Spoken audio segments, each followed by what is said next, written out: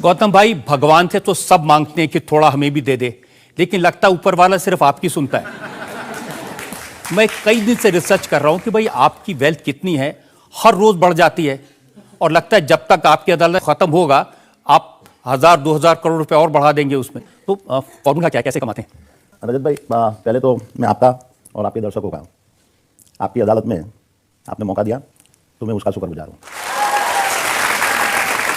अभी आपने ये फार्मूला की बात किया, तो ये फार्मूला ये कोई मैथमेटिक्स, केमिस्ट्री या फिजिक्स की कोई फार्मूला है नहीं कि जिसके ऊपर बिजनेस और प्रैक्टिकल लाइफ के अंदर एक ही फार्मूला काम आती है, और वो है मेहनत, मेहनत और मेहनत।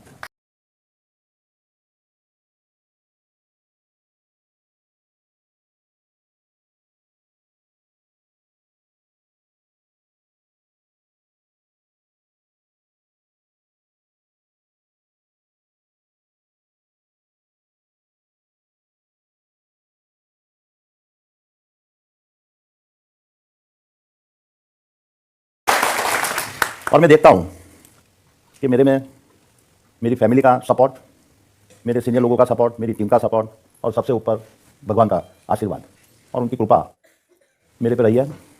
मैं नियत से काम करता हूँ और मैं मानता हूँ कि यही वजह है और उसका कोई शॉर्टकट नहीं है। ये कोई भी सक्सेसफुल आदमी होने के लिए आप नियत और मेहनत और बाकी आप ऊपर वाले के ऊपर छोड़ दो, और वही एक फॉर्मूला है।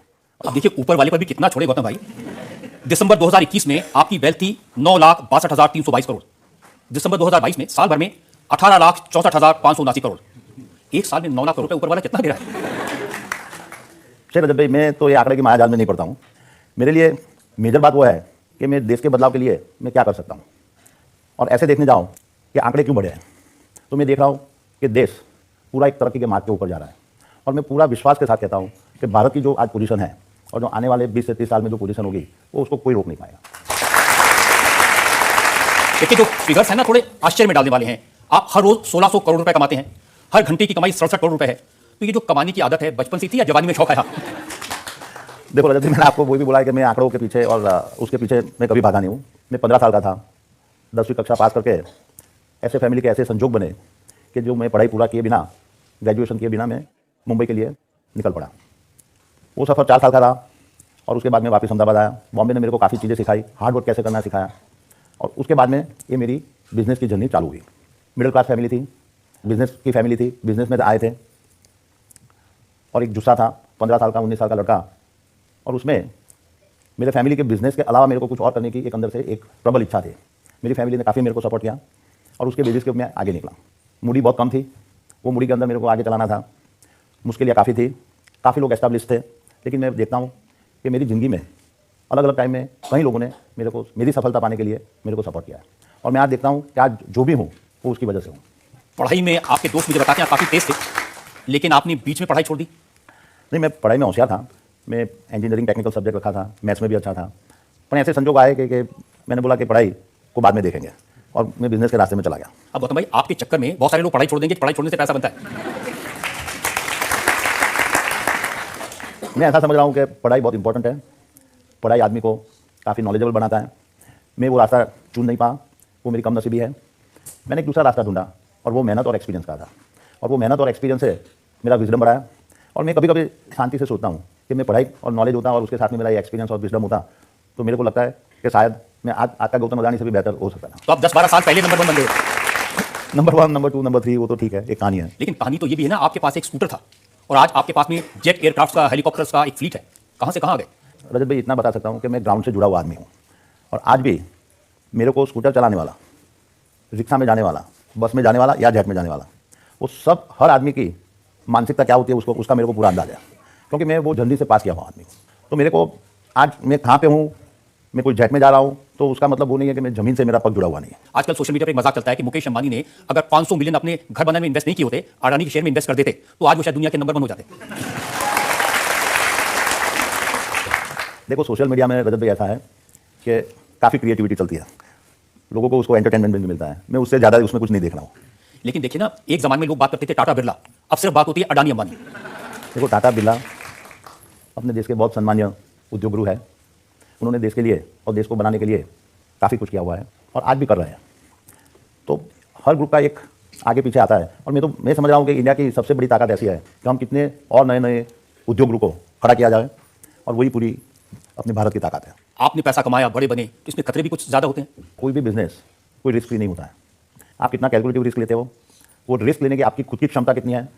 और ऐसा मैं नहीं बोलूँगा कि आज मैं जो जिस जगह पे हूँ और मेरे को मुश्किलों का सामना नहीं करना पड़ा है, पर आपके दिल में एक परसिवरेंस होना चाहिए कि हर मुश्किल आएगी, हर अच्छा वक्त आएगा, हर बुरा वक्त आएगा, आप उसमें किस तरह से अड़ग हो गए रहते हो और उसके फिर भी आप मुकाम को आगे लेके जाने के लिए पूरी मेहनत कर रहे हो। अब आपकी एक दो मुश्किलों की बात करना चाहता हूँ।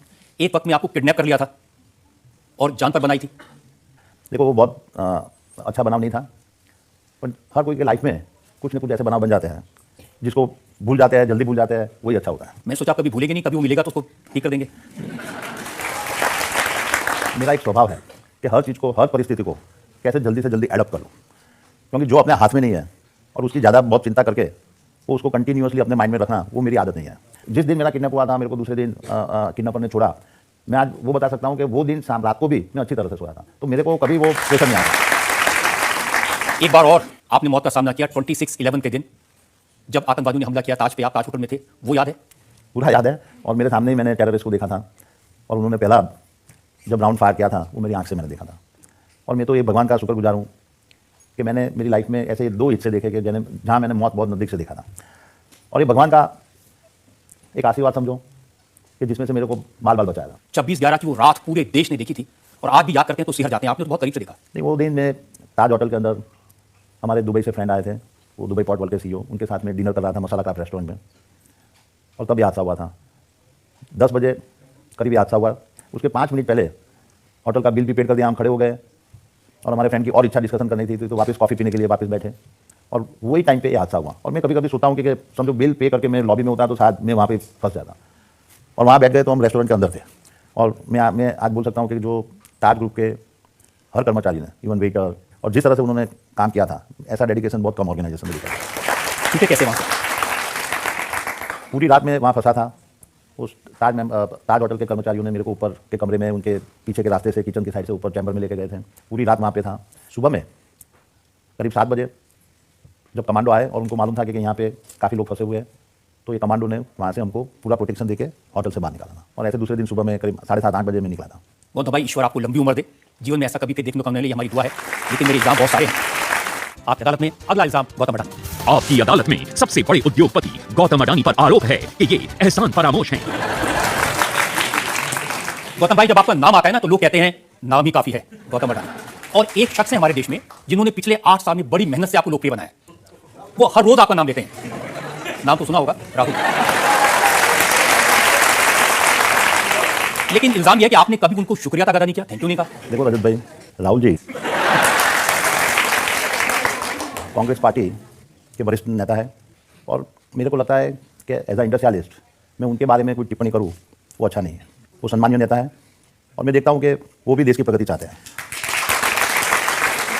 कभी ठीक है, पॉलिटिकल आवेश के अंदर उनका एक बयान आ जाता है तो मैं उसको पॉलिटिकल बयानबाजी से ऊपर में लेता नहीं हूँ। देखिए, आप टिप्पणी नहीं करते, लेकिन वो आप पर खूब टिप्पणी करते हैं। एक दो उदाहरण मैं आपको देता हूं।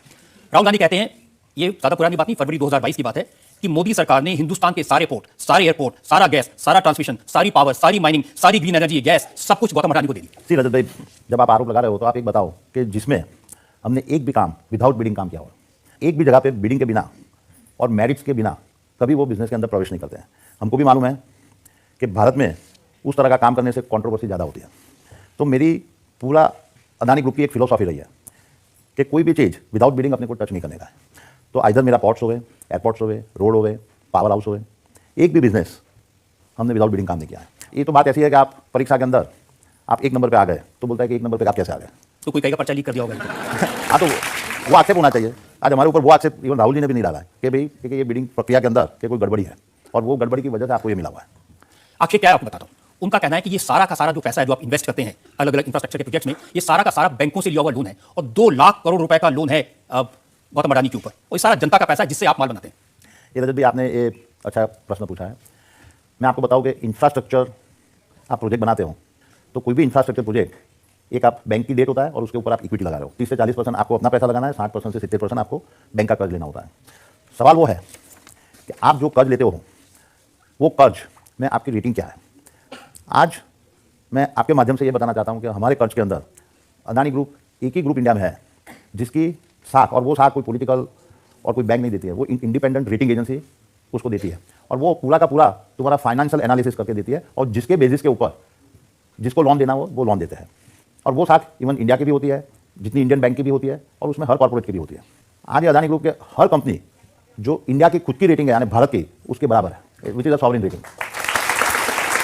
जब भी अदानी ग्रुप को इतनी डिसिप्लिन और रेटिंग है कि आज तक मेरे 25 साल के इतिहास में हमने कभी एक दिन का कभी पेमेंट डिले हुआ है या इंटरेस्ट में कोई कटौती हुई है, और जब भी अदानी ग्रुप को जब भी पैसा चाहिए, जो भी डेवलपमेंट के लिए, सब लोग देने के लिए तैयार है। राहुल गांधी कहते हैं कि ये जो कुछ मिल रहा है ना, ये मोदी जी दिलवा रहे हैं। आप देखोगे मैं 2013 के बाद में जो वो टाइम पे 80% पैसा हम इंडियन बैंकों से लेते थे, जो आज हमारा उसके ऊपर अभी आज 35% हो गया है, और हमने पूरा का पूरा इंटरनेशनल मार्केट में ग्लोबल रेटिंग करके हम चले गए। तो आज ग्लोबल के अंदर कोई इंडिया की किसी की कहने से और बोलने से कोई पैसा नहीं देता है, वो तो उनका रेटिंग और उनकी गवर्नेंस के हिसाब से ही देता है। और मैं आपको बताना चाहता हूँ कि हमारे हर कंपनी की रेटिंग जो है और हमारे डिस्क्लोजर है, और वो डिस्क्लोजर के ऊपर अभी हमारी एक कंपनी को world wide 3rd ESG level के ऊपर उसको अवार्ड मिला है। तो ये जो है ये आरोप पूरा का पूरा बेबुनियाद है। अभी ठीक है, पॉलिटिकल उनको बताने के लिए बताते हैं, तो उसका जवाब तो जो लेंडर्स और बॉरोवर हमें लेंडर्स है, आज हमको कभी वो दोनों के बीच में कभी वो कहते तकलीफ हैं कि नहीं हुई। ज्यादातर लोन आपको सरकारी बैंकों से मिलता है और 40% लोन 2020 से 2022 के बीच मिला।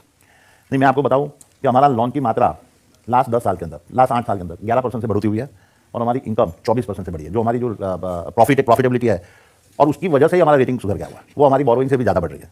बहुत सारे लोग ये कहते हैं कि अगर कभी अडानी का बलून फटा तो सारे बैंक बर्बाद हो जाएंगे। ये तो कई क्रिटिक लोगों की एक इच्छा रहती है, पर मैं आपको बताऊं कि अदानी की एसेट जो लोन है उससे भी 3 से 4 गुना ज़्यादा है, तो वो कोई किसी का पैसा अनसिक्योर्ड नहीं है। तो ये गुब्बारा उड़ता रहेगा, कभी फटेगा नहीं। इंडिया जब तक आगे बढ़ता रहे, उदाहरण देता हूँ कि मेरी 60th बर्थडे अभी जून 6 महीने पहले हुई, तो हम लोग फैमिली मेम्बर्स बैठे थे उसके 10 दिन पहले, और फैमिली मेम्बर बात कर रहे थे कि मेरे को क्या गिफ्ट देवे 60th बर्थडे को। तो मैंने बोला कि आपको जो मेरे को गिफ्ट ही देना है, तो अपनी जो फैमिली की वेल्थ है उसमें से 60,000 करोड़ आप फाउंडेशन को दे दो। और मेरे को खुशी वो बात की है कि अकेला खाली मेरी बात नहीं है, मेरे पूरे फैमिली की, और बहुत हर्ष के साथ में उन्होंने बोला कि ये तो बहुत बढ़िया आइडिया है, और उन्होंने ये दे दिया। अभी 7,000 करोड़ कुछ ज़्यादा नहीं दे दिया आपने। जितना भी अंदर से आपकी इच्छा है, मनोबल इच्छा है, आप वो उसकी पूरी करो। तो जब हमने ये 60,000 करोड़, तो वही टाइम पे सोचा कि अभी ये 60,000 करोड़ तो चलो फाउंडेशन में डाल दिया, अभी उसका करेंगे कैसे, क्या उसका उपयोग करेंगे। तो हमने 3 सेक्टर पकड़ा के हेल्थ, एजुकेशन और स्किल डेवलपमेंट, और ये तीनों के ऊपर अभी एक्सपर्ट के साथ में चर्चा करके आप देखेंगे कि 2-3 महीने के अंदर हम उसका बड़ा अनाउंसमेंट और उसका किस तरह से यूज़ कर रहे हैं कि जिससे एक गरीब आदमी और नीचे लेवल के आदमी को उसका कैसे फायदा होगा, और उसकी पूरी मेरी मंशा है कि उसका किस तरह से उसका सदुपयोग हो सके। ये भी पता चला कि आपकी अरेंज मैरिज हुई थी, शादी तय हुई इससे पहले जब आप पहली बार उनसे मिले, उसमें आप कुछ बोले ही नहीं, खामोश रहे। ऐसे भी रजत जी मैं बहुत सहाय आदमी हूँ, और मैं अनपढ़ आदमी और वो डॉक्टर, तो नेचुरली थोड़ा मिसमैच तो था ही। आपसे क्वेश्चन ये कि आप इतना बड़ा एम्पायर है, आप इतना व्यस्त रहते हैं, इतना व्यस्त शेड्यूल रहता है आपका, तो आप अपनी फैमिली के लिए टाइम कैसे निकाल पाते हैं और खुद को रिलैक्स करने के लिए कैसे टाइम निकालते हैं? ये बहुत अच्छा प्रश्न है। मैं आपको बताऊं कि मैं हफ्ते में 3 दिन अहमदाबाद से बाहर रहता हूं। जब 4 दिन जब होता हूं, तब मैं ऑफिस में थोड़ा लेट जाता हूं, 10:30-11 बजे जाता हूं, क्योंकि मेरा रात को ऑफिस से आने में 11-12 बज जाता है। मैं मॉर्निंग में 6:30 बजे उठ के 1 आध घंटा मेरी एक्सरसाइज और वो खत्म करने के बाद में 2-2.5 घंटा मेरी ग्रैंड डॉटर से, मेरी वाइफ और बच्चों के साथ में डाइनिंग टेबल के ऊपर बातचीत करता हूँ, गपशप मारता हूँ, न्यूज़पेपर पढ़ता हूँ। तो वो जो मेरा दिन का है कि 2-1 घंटा मैं उनके साथ में। दूसरा मैंने एक नियम बनाया है कि ऑफिस में भी होता हूँ तो लंच टाइम में मेरे हर फैमिली मेम्बर डाइनिंग रूम में होते हैं, जो भी अवेलेबल है, और उससे काफ़ी चर्चा और वो हो जाती है। And that is how basically I am spending time with अब आप ये नहीं बता रहे कि पत्ते भी खेलते हैं। ये सीक्रेट है कि मैं रात को जाता हूँ तो प्रीति के साथ में मैं रमी पपलू गेम खेलता हूँ, 8-10 गेम खेलता हूँ, और मैं बोलूँगा वो ज़्यादा टाइम वही जीतती है। सर, आप करोड़ों लोगों के रोल मॉडल हो, आपका कोई रोल मॉडल जो आप हम सबके साथ शेयर करना चाहो? धीरू भाई अंबानी आज एक देखने जाओ तो मैं उसको थोड़ा रोल मॉडल के रूप में देख रहा हूँ, और वो इसलिए कि उन्होंने भी उनके कार्यकाल में जिस तरह से रिलायंस इंडस्ट्रीज़ को वो टाइम पे उनकी इकोनॉमी पूरी खुली भी नहीं थी, फिर बाद में खुली है, और जिस तरह से उन्होंने एक देश को एक दिशा दिखाई है कि बड़ा किस तरह से सोचना चाहिए और उसको किस तरह से, और उससे मैं काफ़ी प्रभावित हूँ। क्योंकि मुकेश भाई ने उसके बाद में काफ़ी आगे बढ़ाया, वो अलग है अपन first generation point of view, और मैं समझ सकता हूँ कि जब किसी के पास पैसा नहीं होता है लेकिन विचार बहुत बड़े होते हैं तो वो आपको ऑलवेज अट्रैक्ट करते हैं। एंड पर्टिकुलरली जो मैं फर्स्ट जनरेशन एंटरप्रेन्योर्स हूँ तो वो नेचुरली मैं देखता हूँ कि उन्होंने बहुत अच्छा काम किया। मैं जरा हमारे जो जज हैं प्रिंसिपल साहिबा SRCC की, अब इन्होंने इतना पैसा भी कमा लिया, बिजनेस के गुरु भी बता दिए, अब वो पढ़ाई पूरी नहीं कर सके कॉमर्स की, तो SRCC में एडमिशन मिल जाएगा इनको? 100%। जिस दिन आप कॉमन एंट्रेंस एग्जाम में 100% लाएंगे 100% आपको SRCC में एडमिशन मिलेगा। On a very serious note, आपको कोई क्या पढ़ाएगा सर, आपके बारे में तो हम इंस्टीट्यूशंस में पढ़ाते हैं। बैठे कार विच मेरे चोण में जे यार नी पट खाण पैंदे पंगे जान जाले